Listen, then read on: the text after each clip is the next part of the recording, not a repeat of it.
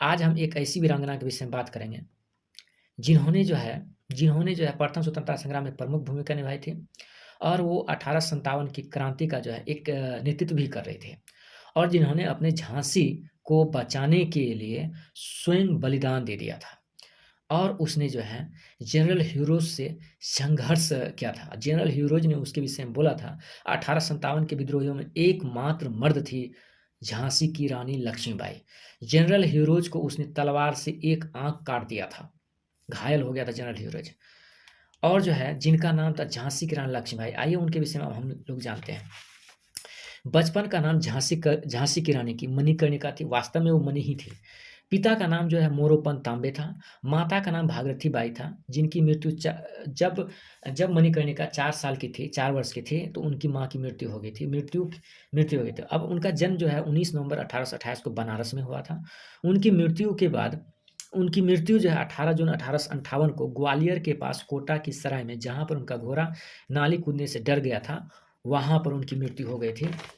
अब जो है पेज नंबर 2 पर आते हैं। जब उनकी माँ, मतलब झांसी की रानी की माँ यानी लक्ष्मीबाई की माँ लक्ष्मीबाई की आयु जब 4 साल थी तो उसकी माँ की मौत हो गई थी और पिता जो है उनके बाद उनको ननिहाल लाए थे। ननिहाल के बाद कहाँ पर ले गए? उनके पिता मोरोपंत मनु को लेकर, मनु उनके मत झांसी की रानी लक्ष्मीबाई को उनके पिता बचपन में मनु कहते थे, तो मनु को लेकर पेशवा बाजीराव कानपुर के बिठूर में रह रहे थे, क्योंकि उसको पुणे से हटा दिया था, तो वहाँ पर लेकर आए। बाजीराव को अंग्रेजों ने पूना से निर्वासित कर कानपुर के पास बिठूर भेज दिया था।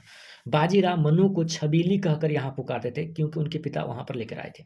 इसीलिए बाजीराव महारानी लक्ष्मीबाई या लक्ष्मीबाई मनु जो है इन्हीं के साथ रहने लगे।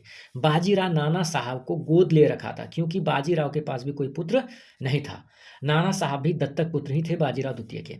मनु जो है नाना साहब के साथ खेलने लगे, क्योंकि दोनों बच्चे थे। नाना साहब के साथ उसने कुश्ती लड़ना, ठीक है, तीर चलाना, तलवार और बंदूक चलाना सीखा और घुड़सवारी में माहिर हुई।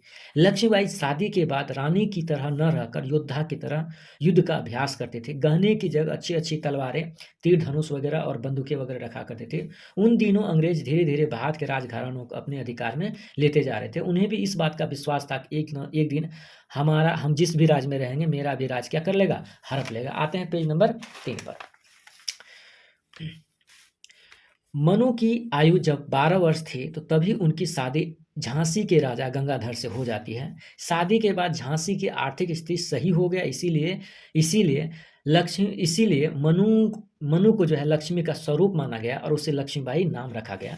उसने बेटे को जन्म दिया, लेकिन उनका बेटा 4 माह के बाद मृत्यु हो गया। संभवतः ये अंग्रेजों के षड्यंत्र के कारण हुआ। अंग्रेजों ने सांप जो है रख दिया था उनके घर में जाकर, और किस वेश में बनाया था? तो सपेरा के भेष में, ऋषि महर्षि के वेश में वो गया था और सांप उसके घर में रख दिया था, जिसके कारण से सांप के काटने से उसके बेटा की मृत्यु हो गई थी। राजा गंगाधर राव अपने चचेरे भाई का बच्चा गोद लिया था, क्योंकि उनके बेटा की मृत्यु हो गई थी। लेकिन वो अपने बच्चे का मृत्यु को सह नहीं सका और 1853 ईस्वी में उसकी मृत्यु हो गई। और जिन बच्चे को उन्होंने गोद लिया था अपने बच्चे की मृत्यु होने के बाद, उनका नाम रखा दामोदर राव। उनकी मृत्यु होने के बाद, राजा गंगाधर राव की मृत्यु होने के बाद इन बच्चे को उत्तराधिकारी के रूप में अंग्रेजों ने स्वीकार नहीं किया। पेज नंबर हम 4 पर चलते हैं। लाल डलहौजी झांसी को अंग्रेजी साम्राज्य में मिलाने के लिए हड़प नीति का सिद्धांत चलाया, जिसे डॉक्ट्रिन ऑफ लिप्स की पॉलिसी कहते हैं। इस पॉलिसी के तहत जिस देशी रियासत राजा के पास अपना बच्चा, अपना उत्तराधिकारी बेटा नहीं होता था, उस राजा की मृत्यु के बाद उसका राज अंग्रेजी साम्राज्य में मिला लिया जाता था या अंग्रेजी साम्राज्य का हिस्सा बना लिया जाता था। अंग्रेजों ने झांसी रियासत को अंग्रेजी साम्राज्य में मिलाने के लिए 21 मार्च 1858 को सैनिक भेजा। लक्ष्मीबाई बोली, मैं झांसी नहीं दूंगी, और मृत्यु के बाद बाल गंगाधर राव की मृत्यु के बाद उन्होंने अभी तक जो है 10 महीने तक करीब शासन किया झांसी पर। झांसी को बचाने के लिए उसने महिलाओं की एक आर्मी खड़ी की, अपने किलों को बचाने के लिए चारों तरफ से तोपें खड़ी की। लगातार 7 दिनों तक जनरल ह्यूरोज का सामना किया, लेकिन अंग्रेजी सेनाओं को प्रवेश नहीं दिया। लेकिन अंग्रेज ये सभी देखते हुए ओरछा ओरछा दरवाजे के रक्षक दुल्हाजू को लालच देकर फंसा दिया और अंदर का फाटक उसने खोल दिया। अंग्रेजी सैनिक अंदर घुसे और वहाँ पर स्त्रियों, महिलाओं, बाल बच्चे को काटने लगा। इससे जो स्थिति और भी खराब हो गई। ठीक है? और जो है सरदारों की राय मानकर इसके बाद जो है सरदार ने उसे राय दिया कि आप जो है महारानी लक्ष्मीबाई जी, आप जो है यहाँ से निकल जाइए क्योंकि यहाँ की स्थिति जो है हारने वाली है। सरदारों की राय मानकर दामोदर को अपनी पीठ पर बांधकर कीलों से घोड़े को कुदाकर कालपी आ गई और तात्या टोपे और राव साहब से मिले जो कि जो है बाजीराव द्वितीय के संबंधी थे। ठीक है, लक्ष्मीबाई ये तीनों मिलकर जो है ग्वालियर पहुँचे। ग्वालियर के राजा जो है अंग्रेज़ों का समर्थन करता था। इनको हराया ग्वालियर के राजा भागकर जो आगरा पहुँचा और आगरा पहुँचकर उन्होंने अंग्रेज़ों को सूचना दी। अंग्रेज़ी फ़ौज ग्वालियर तुरंत पहुँची। युद्ध घमासान हो गया और इसी घमासान युद्ध में एक घोड़ा जो है उसका जो है जो पहले वाला घोड़ा था झाँसी की रानी के घायल हो गए और एक अनारी घोड़ा उन्होंने लिया जो और युद्ध करते हुए वो दोनों हाथ से तलवार चलाते थे। युद्ध करते हुए वो निकल कर जाना चाहते थे, लेकिन जो है अनारी घो चलते-चलते जो है उनके रास्ते में घोड़े के रास्ते में जो है एक नाला आ गया और नाले पर वो जो है घोड़ा अड़ गया। तब तक में शत्रु सैनिक जो है आ पहुँचा और उसे एक गोली मार दिया, लेकिन जिस सैनिक ने गोली मारा उसका गर्दन उन्होंने तलवार से उड़ा दिया महारानी झाँसी की रानी ने। काफ़ी घायल हो गई थी, काफ़ी क्या हो गई थी? घायल हो गई थी। सिपाही ने रानी का काफ़ी घायल हो गई थी, तो सिपाही ने उनकी स्थिति को देखकर बाबा गंगादास की कुटिया ले गया और कुटिया ले जाते वक़्त अंग्रेज़ों ने देखा और इस कुटिया में जलाते हुए भी देखा, लेकिन उसे बचा नहीं सका क्योंकि कम से कम जो है वहाँ पर 700-800 जो है सन्यासी लोग रहते थे और उनकी लाश को बचाने के लिए उन्होंने अंग्रेज़ों से युद्ध भी किया था। ठीक है? और तब तक जो है युद्ध भले ही वो सन्यासी शहीद हो गए, लेकिन जो है उनको जो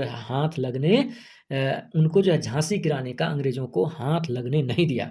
उनकी लाश को अंग्रेज़ों का हाथ लगने नहीं दिया। और ये बात झाँसी की रानी भी कही थी कि मेरी मृत्यु के बाद मेरा शरीर जो है अंग्रेज़ों के हाथ ना लगे इसीलिए मेरा शरीर जला देना।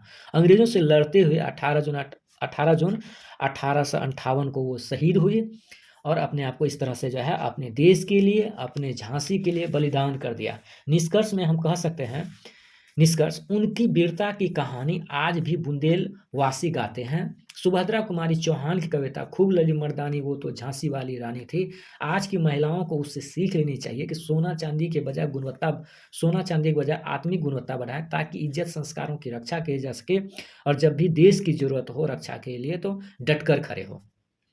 जय हिंद, जय भारत। सभी दोस्त देखने वाले लाइक करें, शेयर करें, सब्सक्राइब करें और कमेंट करें। जय हिंद।